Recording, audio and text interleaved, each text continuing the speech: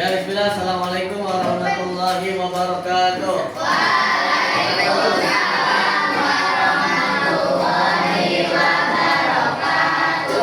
Okay, good morning, students. Good morning, sir. Okay, how are you today? Okay, I am fine, very fine. Yes. Okay, hari ini kita memasuki satu pembelajaran yang baru. Setelah kita sudah mengelupas bagaimana wudhu di bab pertama, hari ini kita akan masuk di bab kedua, yaitu kita akan belajar bagaimana nanti materi tentang sholat dan juga implementasinya dalam kehidupan sehari-hari. Namun sebelum itu, saya mau tanya terlebih dahulu, hari ini siapa yang tidak hadir? Eldul, Alif Fadilah. Kemana Alif Fadilah? Sakit. Ya, kita doakan mudah-mudahan si Alif ini bisa segera pulih dan bisa masuk kembali ke kelas 7 English. Oke, anak-anak. Sebelum kita mulai, alangkah lebih baiknya kita awali dengan berdoa terlebih dahulu. Mari sama-sama kita awali dengan basmalah. Bismillahirrahmanirrahim. Oke. Sebelum kita mulai, seperti biasa, kita laksanakan terlebih dahulu dengan apa? Ice breaking. Ice breaking. Ya. Breaking artinya apa? Breaking. Menghancurkan. Tapi menghancurkan es gitu ya. Oke, kita menghancurkan suasana lebih fresh gitu ya. Semoga tadi pelajaran sebelumnya apa? MTK lebih banyak hitung-hitungan, mumet dan lain sebagainya. Kita lebih cairkan suasana terlebih dahulu. Oke? Simple aja. Ya, ini hanya main kebalikan aja ya. Main kebalikan. Kalau saya bilang duduk, kalian berdiri.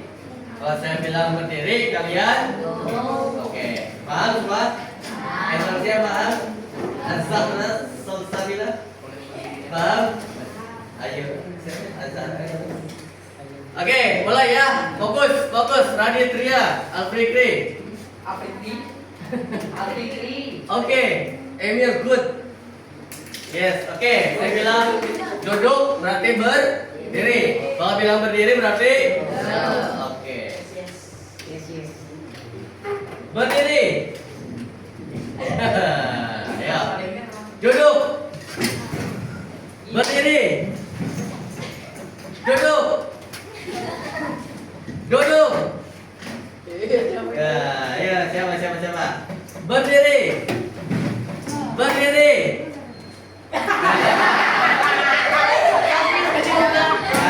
Ya, fokus. Ya, marah. Oke, lagi ya. Ya, lagi. Jangan bengong. Ya, pikirannya harus di dalam kelas. Lagi. Ya, Radit, please. Berdiri. Duduk. Berdiri. Duduk. Yang lambat berarti ini ya. Duduk. Ya, masih kurang fokus. Berdiri. Duduk. Berdiri. Duduk. Oke, duduk. Oke, duduk semuanya. Oke, itu pertama. Yang kedua. Ya, ini konsentrasinya sudah mulai ya. Ini clue-nya yang ketika Nabi kemarin ya. Saya minta. Ya, kalau saya minta berarti ikuti instruksi saya. Tapi kalau nggak ada kata saya mintanya, nggak usah diikuti. Oke, paham ya? Coba kalau nggak ada yang salah berarti berarti konsentrasinya sudah full. Ya. Oke. Saya minta angkat tangan kanannya. Angkat tangan kirinya.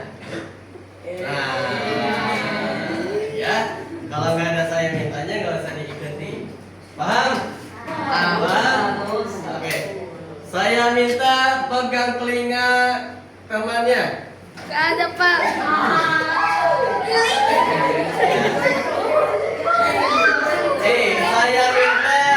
Saya minta dikritik-kritik. Oke, good. Oke, saya minta berdiri.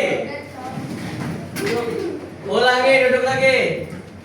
Nah.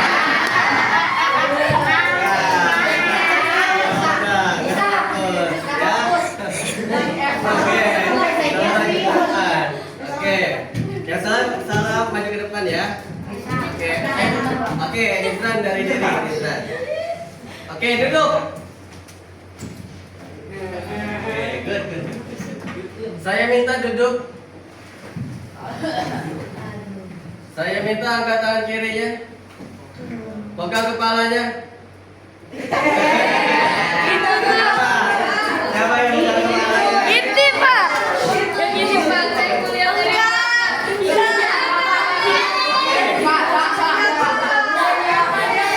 Pak, saya di sini, Pak. Nggak mungkin nggak melihat, Pak. Oke, ayo tulis. Oke, saya tanya aja. Oke, Ayu dan Felis ada.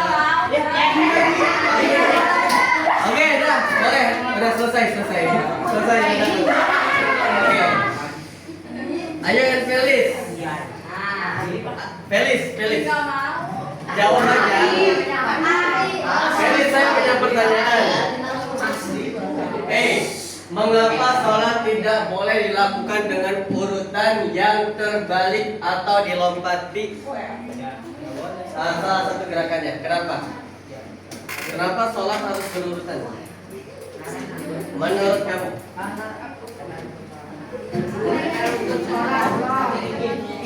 Oke, tepuk tangan Mas Heri. Oke, ayo, kenapa? Menurut kamu? Iya, ayo sana. Ayo aja. Kenapa sholat tidak boleh dilakukan dengan urutan yang terbalik?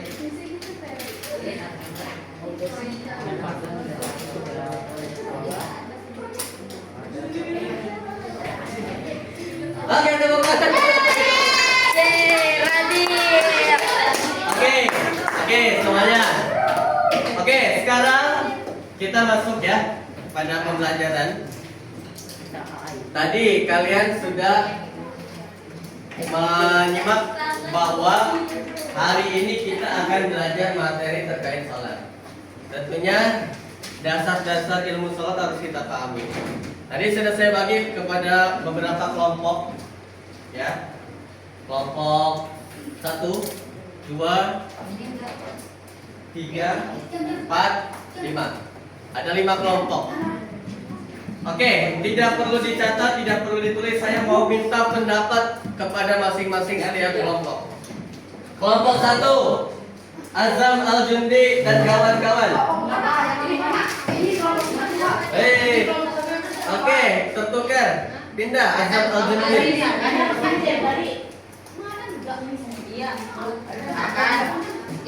Oke.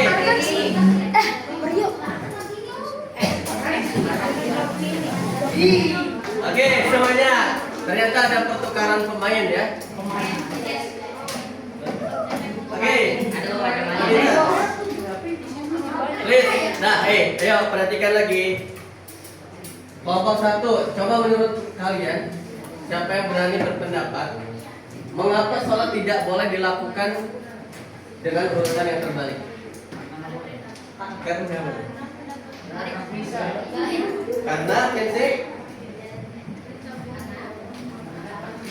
Karena karena ya itu betul. Oke, menurut kelompok 2, mengapa sholat tidak boleh dilakukan dengan urutan terbalik? Karena nggak boleh. Iya, kenapa nggak bolehnya?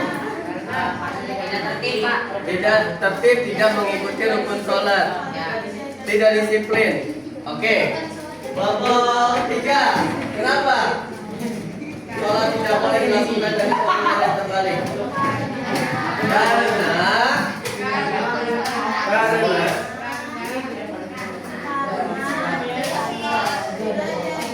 sudah diajarkan oleh Rasulullah Sallallahu Alaihi Wasallam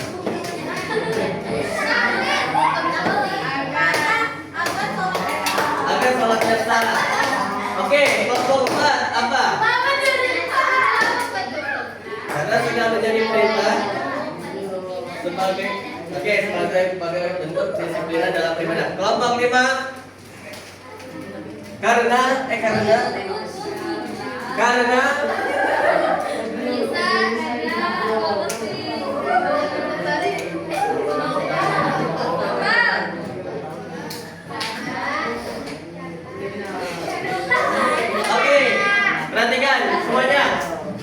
perhatikan semuanya.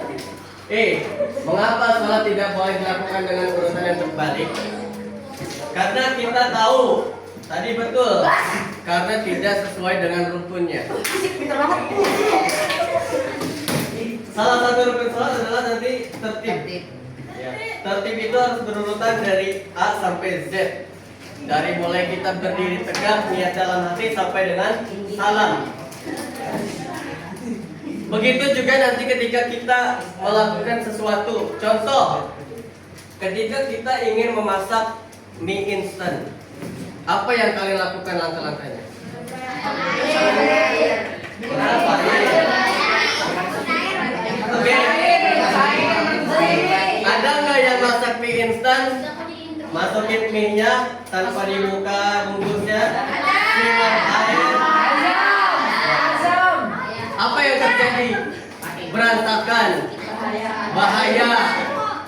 Begitu juga dengan sholat kita.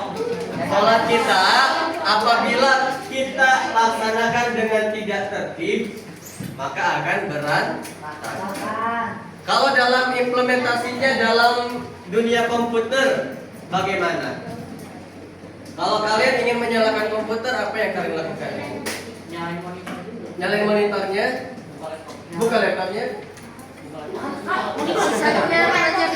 Apa? Kalau kalian nyalain komputer, langkah-langkahnya seperti apa?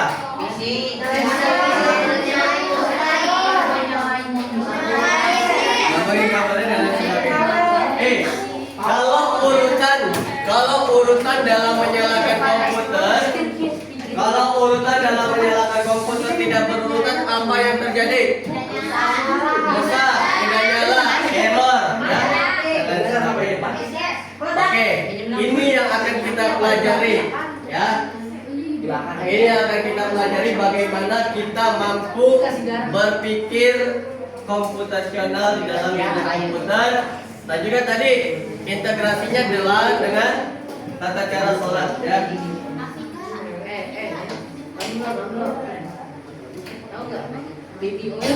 Oke, di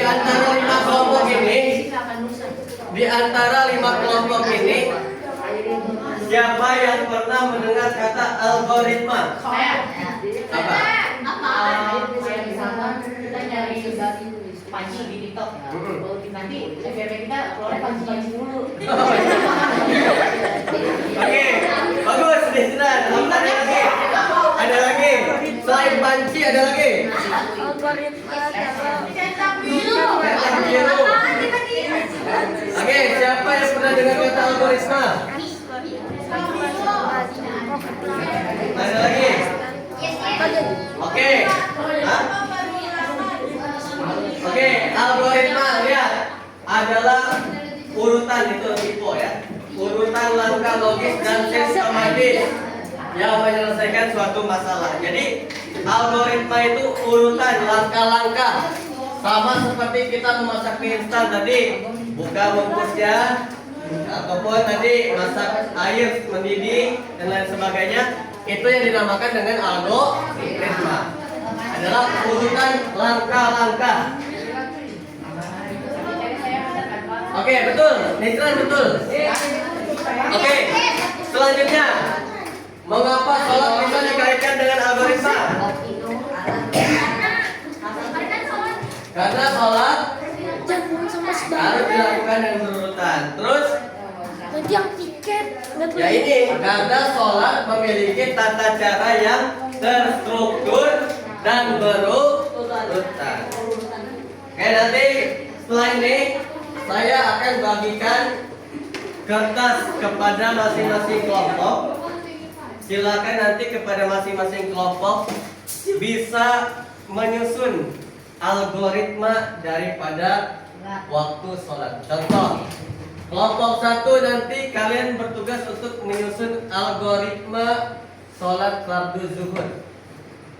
Kelompok 2 menyusun algoritma sholat fardu subuh, asar, maghrib, dan isya. Masih ada yang pusing, bingung apa algoritma? Algoritma itu langkah-langkah susunannya. Berarti nanti kelompok 1 menyusun langkah-langkah dalam melaksanakan sholat fardu zuhur. Ya, kalau bisa nanti bentuknya kayak flowchart ataupun yang lainnya, gitu ya. Silakan nanti kepada masing-masing kelompok untuk bisa menyusun algoritma pada setiap waktu sholat. Oke, kelompok 1. Ya, kelompok. Oke, silakan mari sudah.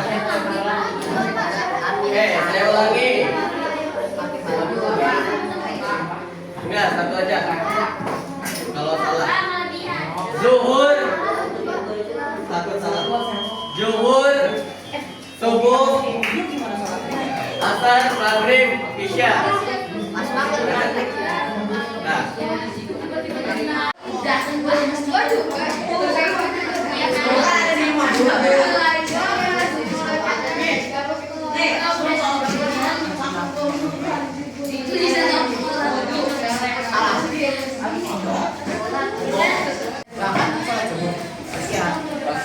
Kalau mikirnya pakai akal sama lutut pasti mau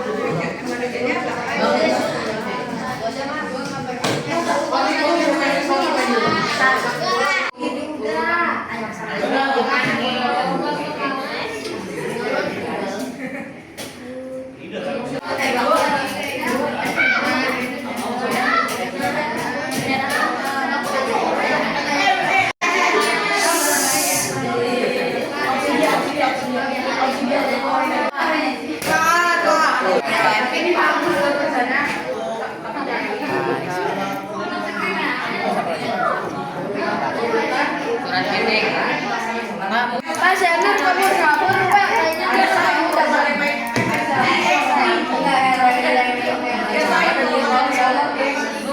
Assalamualaikum warahmatullahi wabarakatuh. Kami dari kelompok 2 ingin presentasikan algoritma sholat zuhur. Yang pertama berwudu, yang kedua membaca niat sholat subuh, yang kedua takbir, dan yang ketiga membaca surat Al-Fatihah, yang keempat membaca yang keempat rukun, yang keenam iktidal dan membaca doa qunut, yang ketujuh sujud, yang kedelapan duduk di antara dua sujud atau istirahat, yang ke-9 tahiyat, yang ke-10 salam. Sekian dari kami. Assalamualaikum warahmatullahi wabarakatuh. Assalamualaikum warahmatullahi wabarakatuh. Kami dari kelompok 3 akan mempresentasikan algoritma sholat asar. Yang pertama, yang dimulai dari wudu, yang kedua niat sholat asar, yang ketiga takbiratul ihram, yang keempat iftitah, yang kelima al-fatihah, yang keenam surat pendek,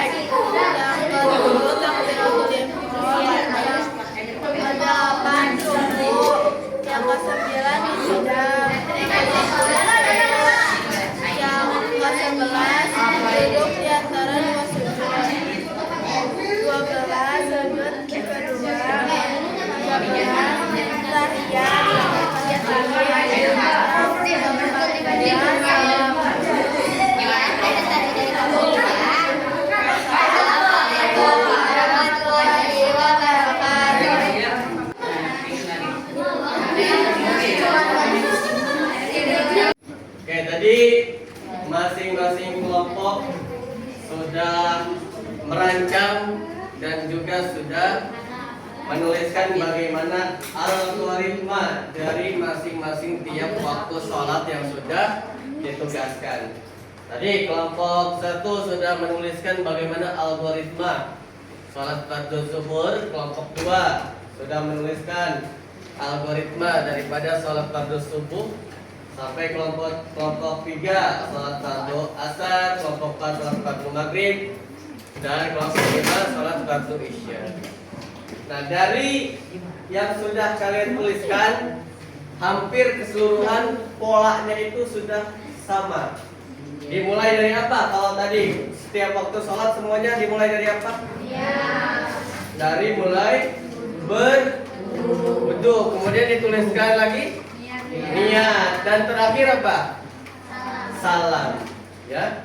Jadi yang namanya algoritma itu seperti itu, urutan langkah-langkah yang terstruktur, sistematis, dan memang harus kita laksanakan dengan tertib. Nah, lalu apa sih manfaat dari kita mempelajari algoritma? Yang pertama, manfaat yang bisa kita dapatkan ketika kita mempelajari algoritma ini adalah: 1. Melatih berpikir runtut dan logis. Tadi kalian ketika menuliskan algoritma dari masing-masing waktu sholat itu, kalian berpikir bagaimana urutannya, ya, Safira, kemudian Rahil, ya, berpikir runtut, logis, bagaimana sholat ini tidak berantakan dan lain sebagainya, sesuai dengan rukunnya. Ya, rukun sholat itu kan dari mulai kita niat, berdiri tegak, sampai dengan salam. Ada berapa sih rukun sholat? Ada yang tahu nggak rukun sholat ada berapa? Hah? Ya, ada yang berpendapat 17, ada juga yang berpendapat 13. Mana yang betul? Dua-duanya betul. Kalau yang 13 rukun sholat itu tumaninahnya digabung. Contoh, ruku dan tumaninah, iktidal dan tumaninah. Kalau yang 17 rukun sholat, antara ruku dan tumaninahnya itu dihitung terpisah. Ruku misalnya, tumaninah, iktidal, tumaninah. Jadi pada intinya antara 13 rukun sholat dan 17 rukun sholat itu sama, gitu ya. Kemudian manfaatnya apa lagi ketika kita mempelajari dari algoritma tadi? Apa yang pertama, yang kedua manfaatnya? Memahami bahwa ibadah, ya, memahami bahwa ibadah ini punya aturan yang teratur. Kita nggak bisa sembarangan tuh. Tadi sholat dari mulai kita diri, niat, takbiratul ihram, nggak bisa kita ubah-ubah semau kita. Contoh, sinijran mau sholat mulai dari at-tahiyatul, kemudian diakhiri dengan niat, nggak bisa, ya. Jadi ibadah itu sudah teratur dan struktur, ya. Tidak boleh kita main-mainkan, kita ubah posisinya semau kita, nggak bisa. Yang terakhir adalah membiasakan disiplin dan juga sistematis dalam kehidupan sehari-hari. Nah, jadi sikap disiplin ini juga merupakan salah satu hikmah ketika kita melaksanakan sholat. Hari pagi sholat semuanya subuh? Yang perempuan yang haid? Ada. Yang haid mungkin memang tidak dibolehkan untuk sholat. Yang laki-laki ada yang haid? Apa? Ya, nggak mungkin laki-laki haid. Berarti tadi semuanya sholat ya? Subuh sholat semua nggak tadi? Ragu-ragu jawabnya. Subuh sholat semua nggak tadi? Why nggak sholat? Kesian. Bangun jam 6. Oke, semuanya. Ini perlu kita perhatikan. perlu kita perhatikan yang namanya sholat.